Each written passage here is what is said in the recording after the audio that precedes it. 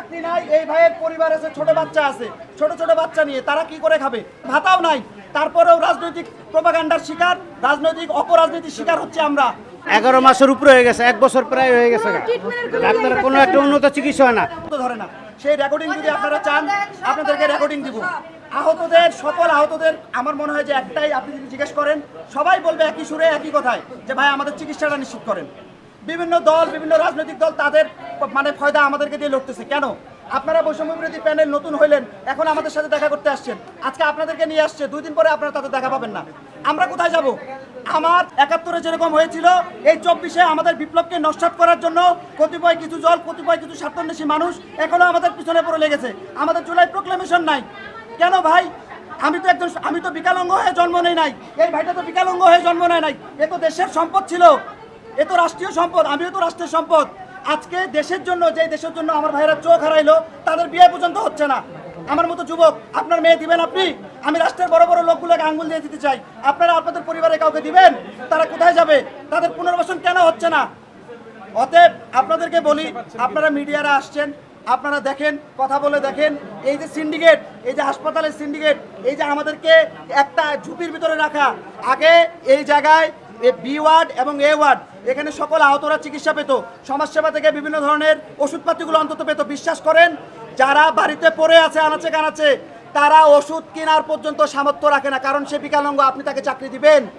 সেই টাকা কই পাবে এই ওষুধ কেনার জন্য? একটা অ্যান্টিবায়োটিকের দাম কত?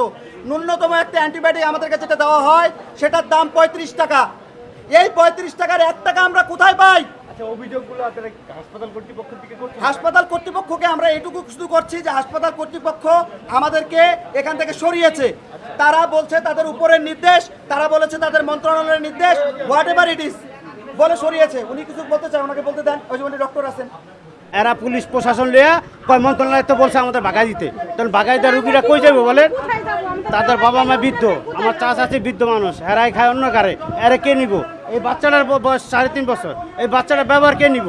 এই যে আমি এখানে খাটতে সকালতে, এখন আমরা না খাইয়া মরার মতনই, কোনো কামাই রোজগার নেই, না খাই বাচ্চাটা নিয়ে এখানের খাবার দেয় একজনে তো ভালো না। খাবার কি দেয় যে একটু পরে খাবার দিতে আইব, দেখবে না নেই মোটা চালের ভাত, একটা ডিম দেয়, যদি ডিম দেয় তাহলে কলা দেয় না, আর যদি কলা দেয় তাহলে ডিম দেয় না, আর শক্ত রুটি দেয় ওই মুখে দেওয়া যায় না।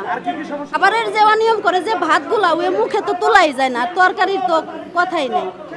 আমরা এখানে রান্না করে খাই, নিজেরা যা কিছু ব্যবস্থা দিয়ে খাই। চিকিৎসা কি ওই যে 2টা নাপা, ট্যাবলেট, বড়ি এগুলা, আর তাছাড়া ভালো কোনো ওষুধ দিচ্ছে না। আমরা বাইরে বলি, উনি তো ভর্তি রোগী না, এখানে উনি থাকার কারণে আমার রোগীগুলো ডিস্টার্ব হচ্ছে। তো ওনার সাক্ষাৎকার নিলে বাইরে